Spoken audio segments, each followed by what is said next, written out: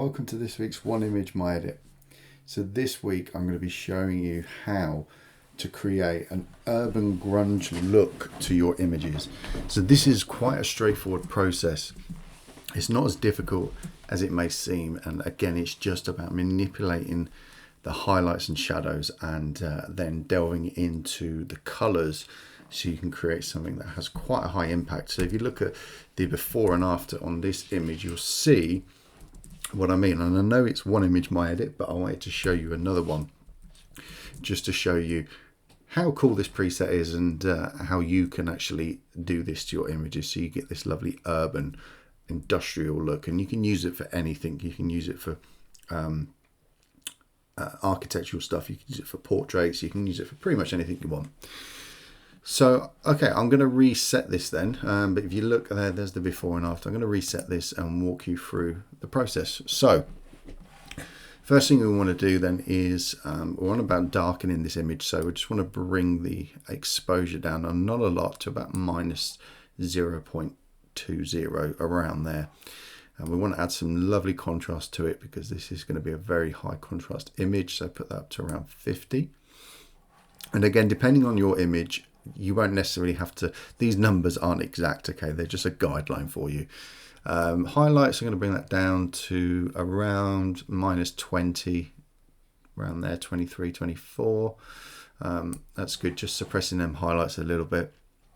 And then we're going to bring the detail out in the shadows because again, we're going for a high contrast look.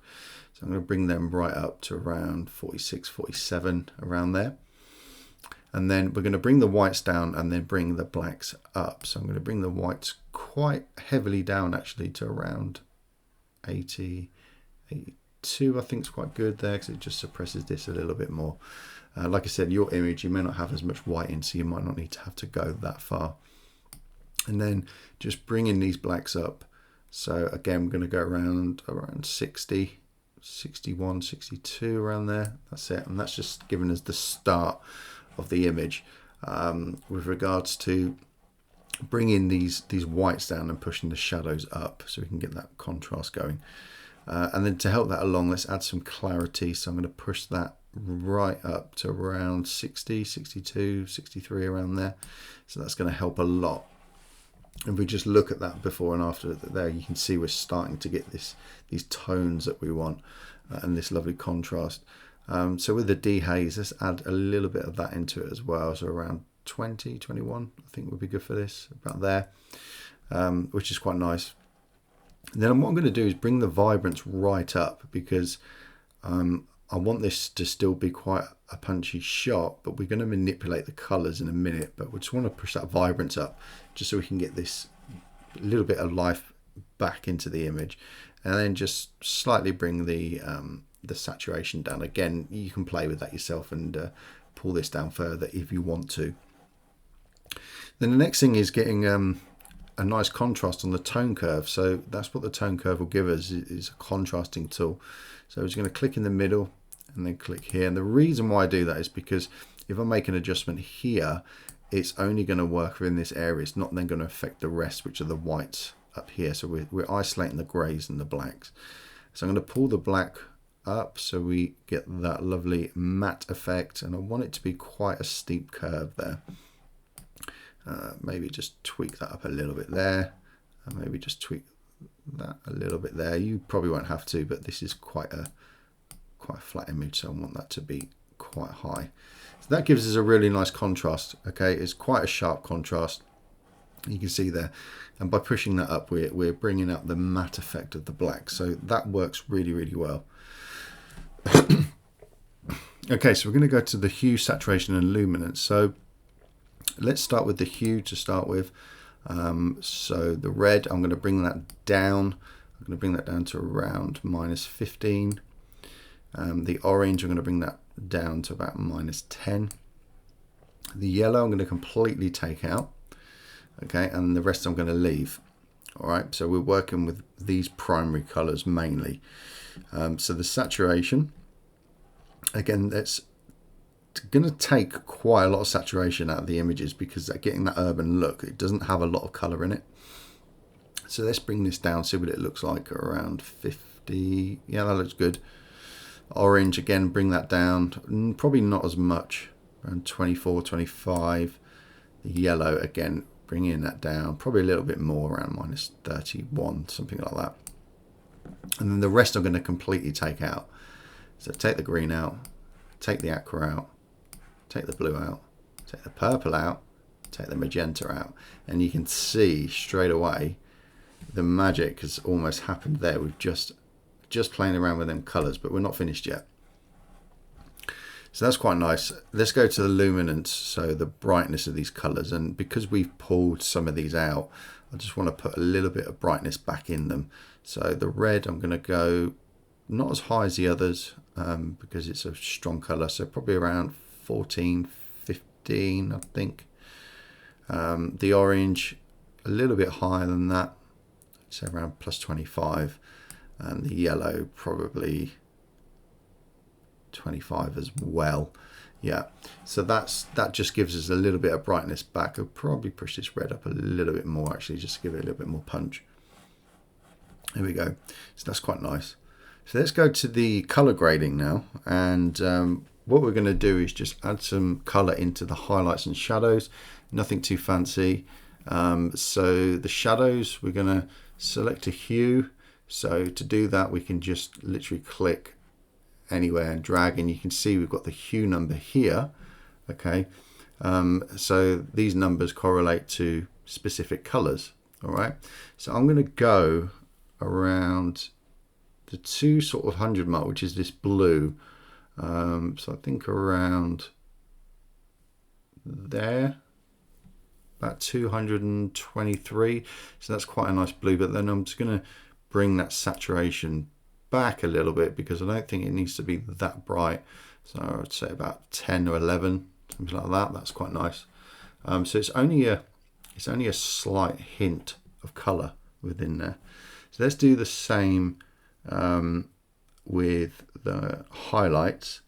So let's go to the highlights, and again let's do the same. So I reckon around 220, 221, 19. That's quite a nice shade there, we can see. And that saturation, again, I think pretty much where it is quite nice, but you can see what you can do with that. You can increase it or decrease it, but I think it just needs a nod. It doesn't need a lot. It just needs a slight hint of blue in both the highlights and the shadows there, just to help it along a little bit. And then let's have a look at just cleaning the image up, basically, how you normally would. So let's just sharpen the image. Let's just bring that up to around there, about 18. And again, depending on your image will determine how much you need to push that. Keep the detail at 50. So you're telling Lightroom you still want to keep detail when you're sharpening it. Keep the radius at 1. That's quite a good area, so it's 1 pixel. The noise reduction is probably a good idea because of the color and basically what we've done to it. We've pretty much stripped it of color, so we need to kind of help that noise reduction along a little bit, just to help. So I would go probably around 30, 32, something like that. Again, keep detail there. Don't worry about the contrast or color. You could maybe add a little bit into the color. Probably, yeah, about 10, I would say. That will help, just smoothing it off a little bit. Remove chromatic abrasions, always do that, and enable profiles if you want to for your lenses. Let's add a vignette to this just to finish it off, because I think with it being an urban style shot, you can. So I would go keep it quite small, around -10, but you could add that in, especially with this image. It would work quite well bringing that in, but I think that will distract from the whole of the shot then. Because I actually quite like the whites on the back of the building there, so I'm going to bring that into -10 and keep midpoint and feather as they are at 50, and that's pretty much it.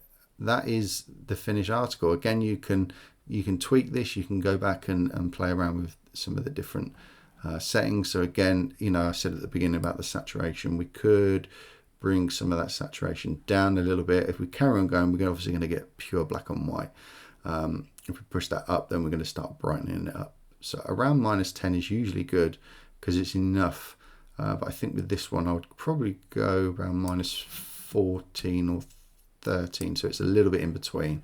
So we've still got color, but we're just stripping these colors away a little bit there. So that's how you do it. If I press the Y key, you'll see there's a before and after. You can see it gives you that urban look, which is pretty trendy at the minute. And you can see you get these lovely deep blacks because of that contrast we've added. And again, it's always a good idea when you've got the before and after, you can then just tweak it a little bit, just so you can see the difference, and then just play around until you get exactly what you want. So I'd probably bring them shadows down a little bit there, because I think that's a little bit better. Yeah, so that's how you do it. So that's the sort of urban grunge look. And like I said, you can use this on, it works brilliant for architecture. It works great for portraits. It works really, really well for anything that you kind of got industrial city buildings and things like that. It gives you a really nice look because essentially you're stripping the color out, but you're keeping the primary colors there, and just a few of them primary colors, and that's what gives it that little bit of life look. And yeah, you can see on other images I've done, you know, you can see the effect there. So we're kind of making it a black and white image almost. It's almost a color pop, but it's a very cool kind of industrial look. So I hope you've enjoyed that. I look forward to seeing your images. Once you've done them, post them up in the Facebook group and I'll have a look. It'd be great to see what you've been doing. Take care and I'll see you soon. Bye-bye.